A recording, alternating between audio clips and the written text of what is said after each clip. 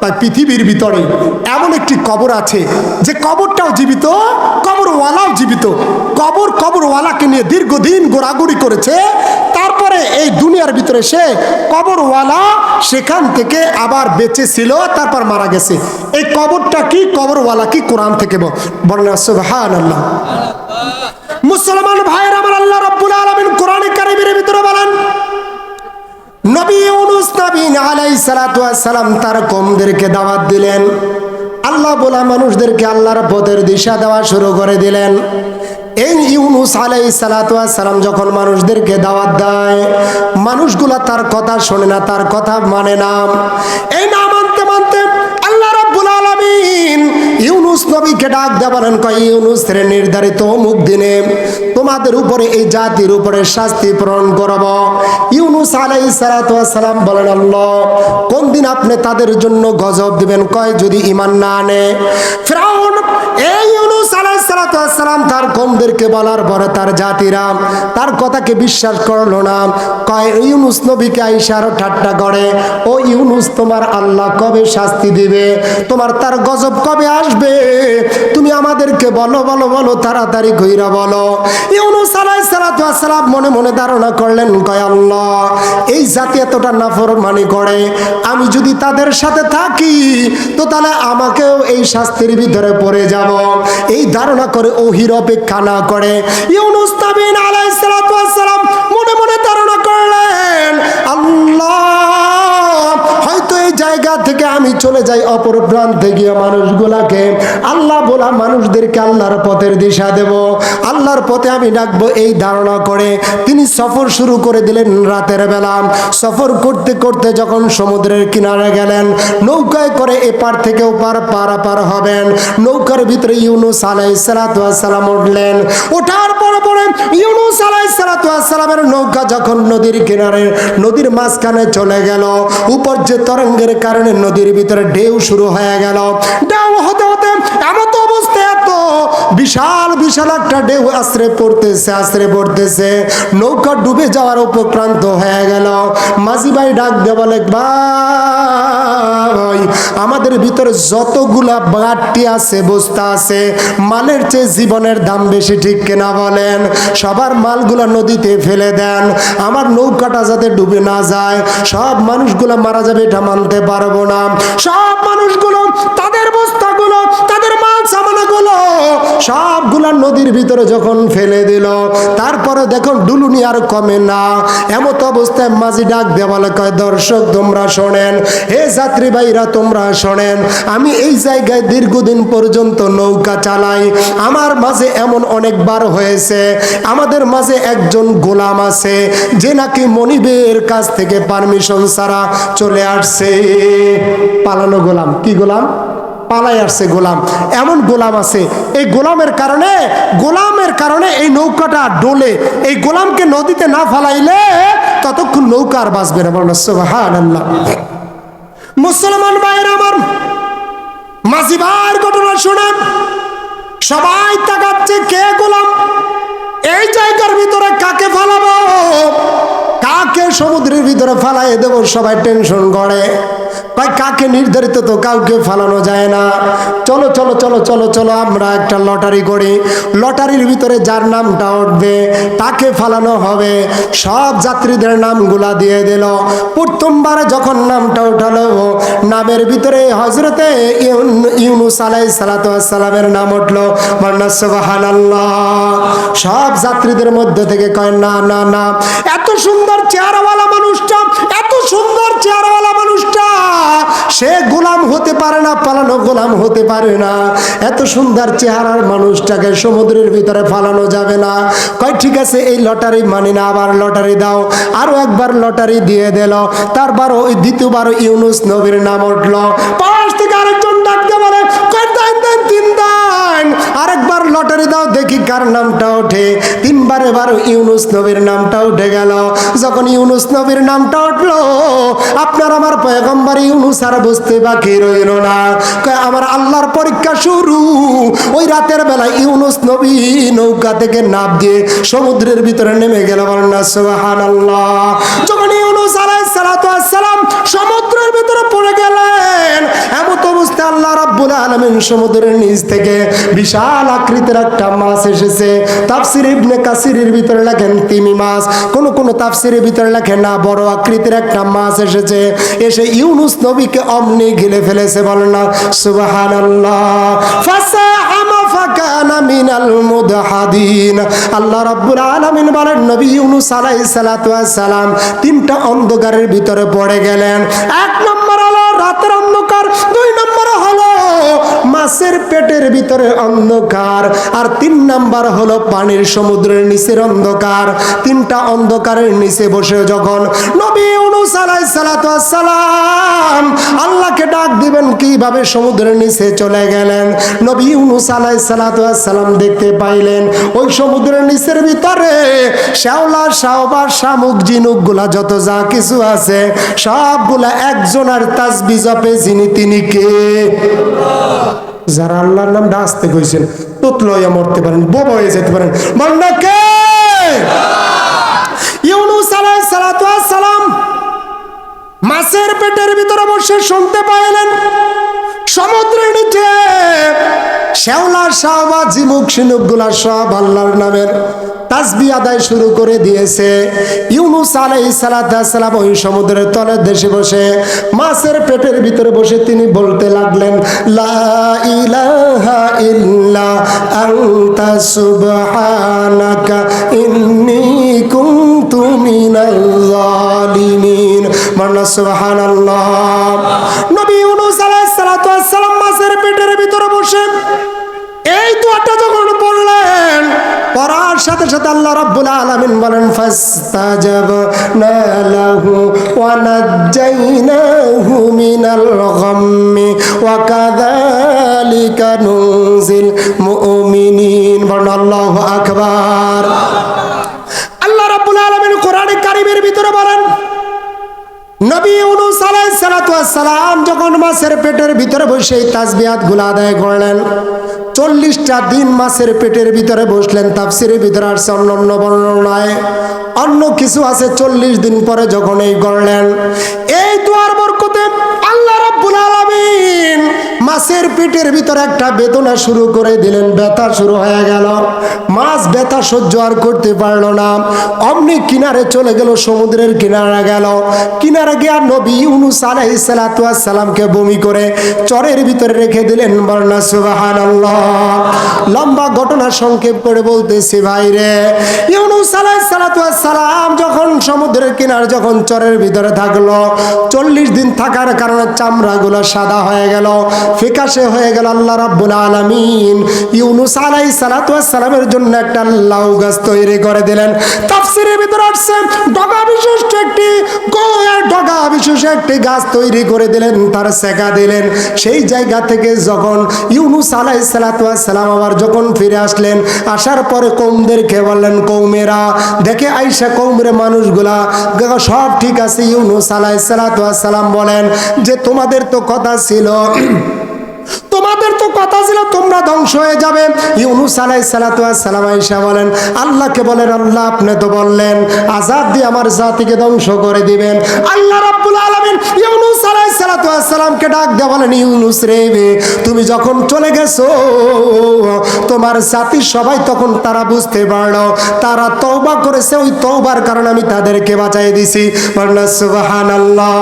তারপরে ইউনুস আলাইহিস সালাতু ওয়াস সালাম দীর্ঘদিন ছিল, দীর্ঘদিন থাকার পরে ইউনুস আলাইহিস সালাতু ওয়াস সালাম ওই জায়গা থেকে তিনি বেঁচে গেলেন, তাদের দাওয়াত দিলেন। বলনা সুবহানাল্লাহ। দ্বিতীয় নাম্বার প্রশ্ন ছিল কবর। এই যে মাছ ছিল মাছের পেটের ভিতরে কবরটাও জীবিত, কবরওয়ালাও জীবিত। এটা হলো ইউনুস আলাইহিস সালাতু ওয়াস সালাম আর মাছ। বলনা আল্লাহু আকবার। নাস্তিক কয় হায় হায় কইলো কি রে, মানে আল্লাহু আকবার। নাস্তিক এইবার কয় হায় হায় রে এত সুন্দর প্রশ্ন উত্তর কেমনে কয়? কয় ঠিক আছে দুইটা প্রশ্ন পারছো, আরো দুইটা তো আছে, দেখি না কি করা যায়। মানে সুবহানাল্লাহ। এইবার আব্দুল্লাহ ডাক দিয়ে বলেন নাস্তিককে নাস্তিক পালাবে না, বসো তোমার 3 নম্বর প্রশ্ন বলো বলো বলো। তোমার 3 নম্বর নাম্বার প্রশ্নটা কি তুমি আমাদেরকে বলো। কয় পৃথিবীর ভিতর আপনাদের মনে আছে 3 নাম্বার প্রশ্ন, পৃথিবীর ভিতরে এমন একটি কয়েদখানা আছে যে কয়েদখানার ভিতরে কয়েদি জীবিত, অথচ দুনিয়ার কোনো আলো বাতাস ওই জায়গার ভিতরে যাওয়ার কোনো অধিকার নাই, দুনিয়ার কোনো খাবার পৌঁছানোর ব্যবস্থা নাই, কিন্তু সেই জায়গার ভিতরে কয়েদি জীবিত। সেই কয়েদিটা কোন কয়েদি তুমি বলো। ওই কয়েদখানাটা কোন কয়েদখানা? এই বাক্যটা, এই প্রশ্নের উত্তরটা শোনার আগে চিল্লায়া বলতে হবে আল্লাহু আকবার। 3 নাম্বার প্রশ্ন, ওই কয়েদখানাটা কোন কয়েদখানা বলো। মুসলমান ভাইরা আমার, আব্দুল্লাহ ডাক দিয়ে বলে নাস্তিক শোনো, 3 নাম্বার প্রশ্নের উত্তরটা তুমি শোনো। শোনো আব্দুল্লাহ, এ নাস্তিক 3 নাম্বার প্রশ্নটা তুমি শোনো। ওই জায়গাটার ভিতরে তুমি একদিন ছিলে, তুমিও ছিলে, আমিও ছিলাম। তুমি আর আমি যখন তোমার আমার মার গর্ভের ভিতরে যখন চলে গেলাম, আপনার আমার বাবা আর মা যখন অ্যাডজাস্ট হয়ে গেল আপনাকে আমাকে দুনিয়াতে আনার জন্য, মুসলমান ভাইয়ের আমার, আপনি আর আমি যখন এদিকে খেয়াল ইনশাআল্লাহ, আপনি আর আমি যখন মায়ের গর্ভের ভিতরে আপনাকে আমাকে দুনিয়াতে আনার জন্য আপনার আমার বাবা আর মা যখন একত্রিত হলো, বাবা একত্রিত হয়ে বাবা চলে গেল, আপনি আর আমার মা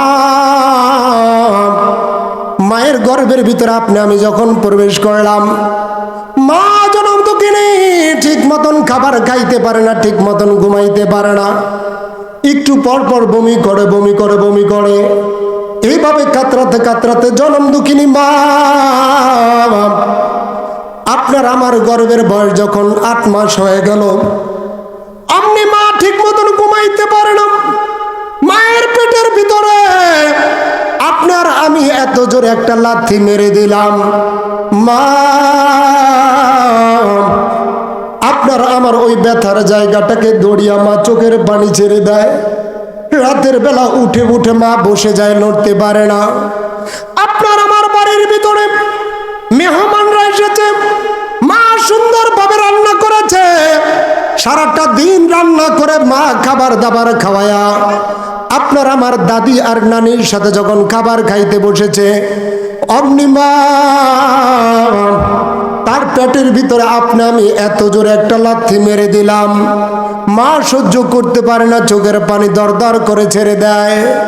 অমনি আপনার আমার জনম দুঃখিনী মা এই ব্যথা জায়গার ভিতরে হাতটা দিয়া মা জনম দুঃখিনী পাতিলের ভিতরে আপনার প্লেটের ভিতরে হাতটাকে ধুইয়া চলে যায় হুজরা খানার ভিতরে, ওই জায়গার ভিতরে আপনার আমার বাবাও চলে যায়, ডাক দিয়া বলে প্রাণের স্ত্রী কি হয়েছে বলো বলো বলো। আপনার আমার দাদি ডাক দিয়া বলে বৌমা কি হয়েছে বলো। আপনার আমার বিরুদ্ধে আপনার আমার মা কোনো অভিযোগ করে নাই, কোনো বিচার দেয় নাই। অমনি দাদি আর নানিকে ডাক দেওয়া বলেন আমার ভালো লাগে না, মা ওই ঘরের ভিতরে যাইয়া বালিশটাকে বুকের ভিতরে চাপায়া দইরা মা কান্না করে চোখের পানিগুলা ছেড়ে দেয়। অমনি প্রসব বেদনা শুরু হয়ে যায়। আপনার আমার মার প্রসব বেদনা শুরু হওয়ার পরে আপনাকে আমাকে দুনিয়ার জমিন আনার জন্য দাত্রীরা চলে আসে। দাত্রীরা যখন ঘরের ভিতরে চলে আসে আপনার আমার বাবার কাছে, মা হাতটা জড়াই ধরে বলে প্রাণের স্বামী রে, আপনার ঘরে আসার পরে ঠিক মতন খেদমত করতে পারি নাই। ও প্রাণের স্বামী, দুনিয়ার জমিনে কত সন্তান আনতে গিয়া মা দুনিয়া ছেড়ে চলে যায়, মারা যায়।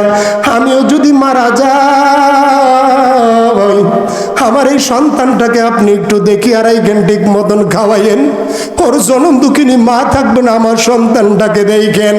এ প্রিয় যুবক ভাইরা, কোন মার মনে কষ্ট দাও, কোন বাবার মনে তুমি কষ্ট দাও, একটা বার খেয়াল কইরা শোনো রে বাবা।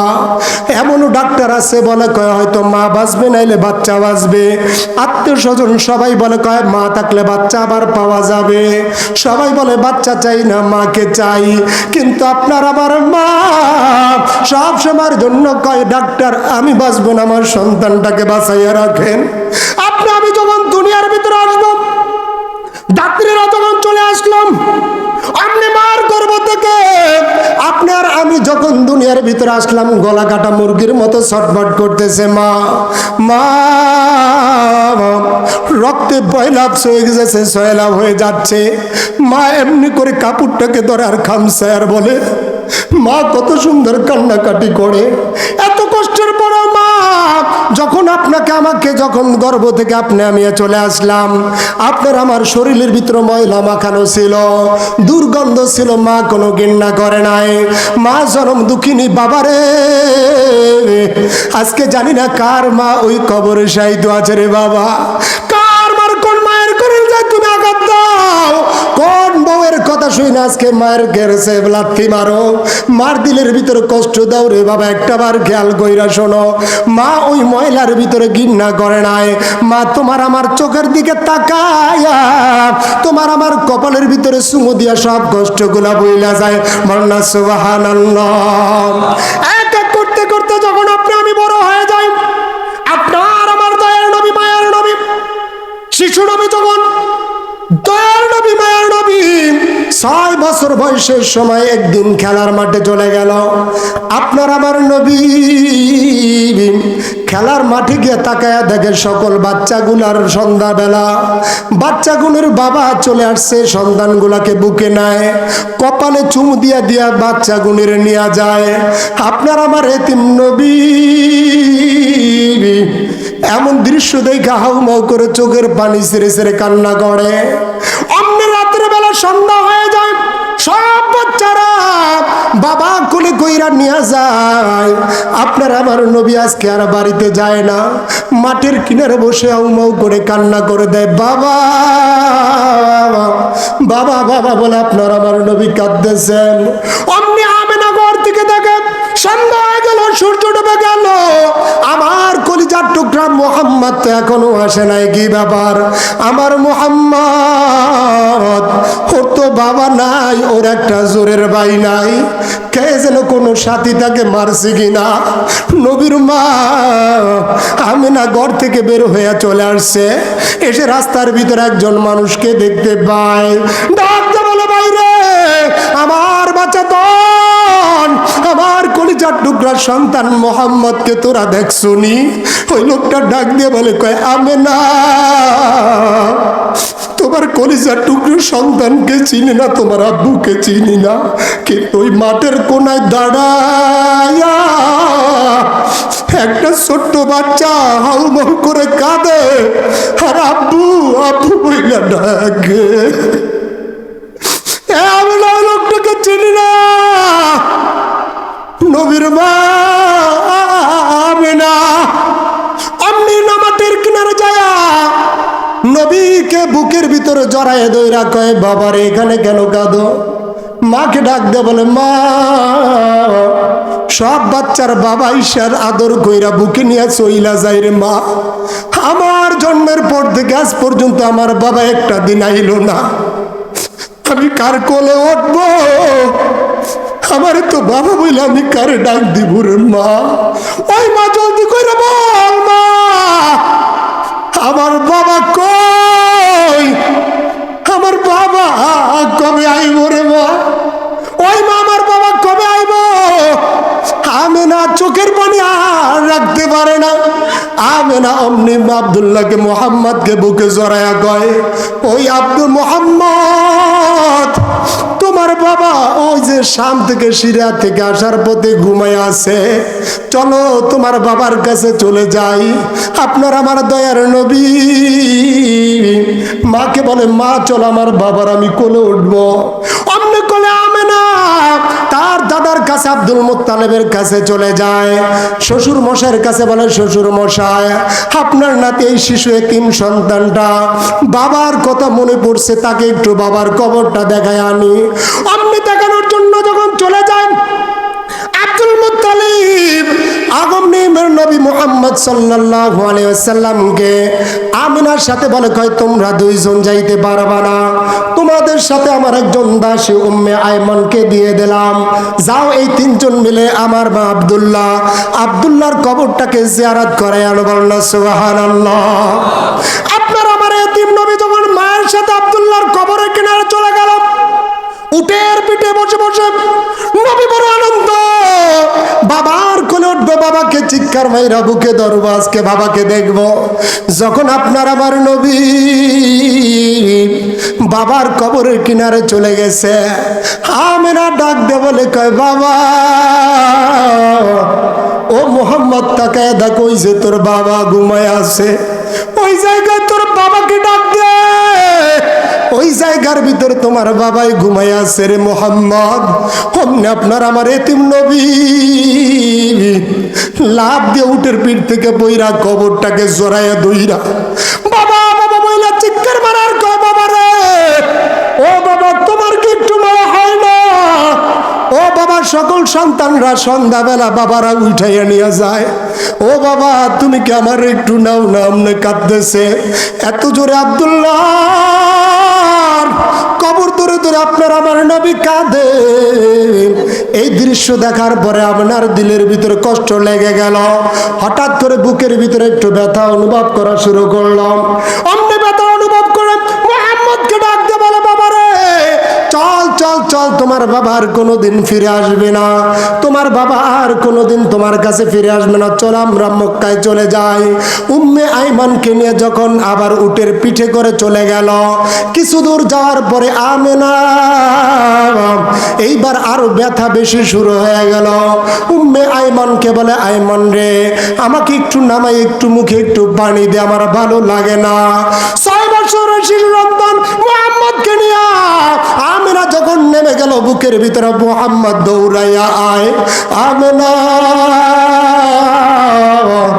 অমনি মুহাম্মদকে, নবী মুহাম্মদকে, এতিম নবীকে বুকের ভিতরে জড়াইয়া ডাক দিয়ে বলে ও বাবা রে, হয়তো এটাই আমার শেষ দিন, আর কোনোদিন মা বলে ডাকতে পারবি না, শেষবারের মতো একটা মা বইলা তুই আমার ডাকটা দিয়া দে, এ বাবা তুই আমার মা বইলা ডাক দে, আমার শেষ সময় চলে আসছে, আমি আর হয়তো বাঁচবো না। আপনার আমার নবী মার বুকের ভিতরে জড়াই দইরা কয় মা তুমি আমার সাইরা যাইও না, মা ওই মা তুমি আমার সাইরা যাইও না, আমার একটা ভাই নাই, একটা জোরের বোন নাই, শিশুকাল থেকে বাবাকে পাই নাই, বাবার কবরটা দেখতে আইসা মা তোমাকে আমি হারাইব কিভাবে? অমনি কইতে কইতে নবীর মা আমেনাও দুনিয়া ছেড়ে চলিয়া যায়। নবী এমন জোরে চিৎকার মারে, আল্লাহর আরশ পর্যন্ত কাইপে উঠে বলেন আল্লাহু আকবার। এ যুবক ভাইরা, মুরব্বী বাবারা, জানি না কার মা কবরে শায়িত, কার বাবা আজকে কবরে শায়িত আছে আমি জানি না রে বাবা। আজকে তোমার দুনিয়ার ভিতরে সন্তান হলো বাবা, তোমার মা বাবা যদি তোমার উপরে খুশি থাকে, পৃথিবীর সব কিছু তোমার জন্য সহজ হয়ে যাবে। বাবারে তুমি যদি মক্কা মদিনার ইমামও হয়ে যাও, আর তোমার যদি মা বাবা তোমার উপরে বেজার হয়ে যায়, তোমার এই ইবাদত দ্বারা কোনোদিন কাজে লাগবে না।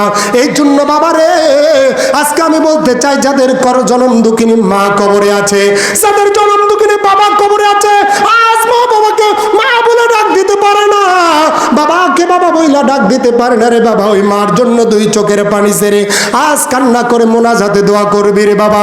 আর এই মজলিসের ভিতরে আমি দেখতে চাই কার কার বাবা আছে, একটু দাঁড়ায় যাও রে আল্লাহু আকবার বইলা, বাবারা একটু দাঁড়াও দাঁড়াও দাঁড়াও দাঁড়াও, এই যুবক দাঁড়াও, মুরব্বিরা দাঁড়াও দাঁড়াও দাঁড়াও দাঁড়াও, একটু দাঁড়া, আমি বলার সাথে সাথে একটা দৌড় দিয়া তাকাই দেখ কোন জায়গায় তোর বাবা আছে, তা কার বাবা কোন জায়গায় আছে, দেখ দেখ যুবক দেখ। আজকে বাবার বুকে ধরাই ধরে একটু কানবি, বাবার ধরে কানবি, তোর জীবনের গুণা বাবা হয়ে যাবে। দেখ ধর দে ধর দে, আল্লাহু আকবার, ধর দে, বাবার ধর, বাবার ধর, ধরে কান, আল্লাহু আকবার, আল্লাহু আকবার, সবাই বলে আল্লাহু আকবার, আল্লাহ কবুল করুক, সবাই বলে আমিন, 2টা হাত জায়গায় বলে আল্লাহু আকবার, আল্লাহু আকবার, আল্লাহ মা বাবাকে মাফ করে দাও, সবাই বলেন আমিন, সবাই বলেন আমিন। মা বাবার খেদমত করবেন তো ইনশাআল্লাহ। যাদের মা বাবা এখানে বাঁচা আছে, যাদের জীবিত আছে, আল্লাহ যেন মাফ করে দেয়। এখানে জানি না কার মা নাই, কার বাপ নাই, আজকে মা বাপ কবর থেকে ডাকতেছে, তো গো এ সন্তান তোদের জন্য সব রেখে গেলাম, আজকে একটু দোয়া কর বাবা। আজকে কার জন্য দুনিয়া এক স্ত্রী পায়া আজকে মাকে ভুলে গেছো, আসেনি নাই, কি বলেন? এই জন্য প্রিয় দোস্ত বুজুর্গ, দীর্ঘ সময় হয়ে গেল, আমার নবীর মা নবীকে হারায়া সেই জায়গায় গিয়ে নবী মাকেও হারিয়ে এসছেন। এতিম নবী আস্তে আস্তে চাচার কাছে বড় হয়েছেন। এই যে মায়ের হৃদয় বিতর্কে একটি কথা বললাম, আজকে আমাদের অনেকের মা নেই, বাবা নেই। তো মনে আছে 4 নাম্বার, মনে আছে 4 নাম্বার প্রশ্ন কি বলেন তো? সংক্ষেপে বলে দিই। 4 নাম্বার প্রশ্ন ছিল ওই 2 ভাই, যে 2 ভাই একই সাথে জন্মগ্রহণ করেছে আবার একই সাথে মারা গেছে, অথচ তাদের বয়সের ডিফারেন্স হলো কত বছর বলেন? 100 বছর। মনে আছে আপনাদের? সংক্ষেপে বলে দিচ্ছি। মুসলমান ভাইরা আমার, আল্লাহ রাব্বুল আলামিন সূরাতুল বাকারার 259 নম্বর আয়াতের ভিতরে বলেন, আও কাল্লাযী মাররা আলা ক্বরিয়াতিন আলা উরুশিহা ওয়া খাবিয়াতুন আলা উরুশিহা।